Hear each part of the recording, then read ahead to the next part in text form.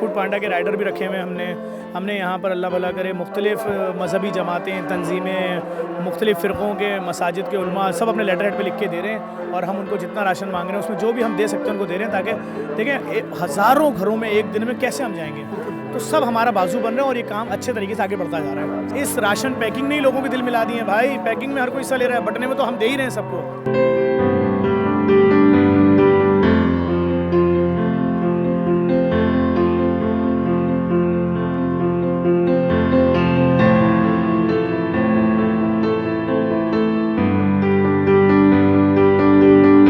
हमने किसी भी रंग और नस्ल और फ़िरके की बात ही नहीं की है। तो हमारे पास तो तमाम जगह से जहाँ से जो डाटा आ रहा है, हम ये नहीं देख रहे हैं कि ये किसका है, हम ये देख रहे हैं कि इस एरिए का है और इसका जो है यहाँ पे इनको ये राशन प्रोवाइड करना है। क्योंकि भूख एक मज़हब है, वो जो भूख का मज़हब है ना, वो भूख ही है और कोई मज़हब नहीं है उसका।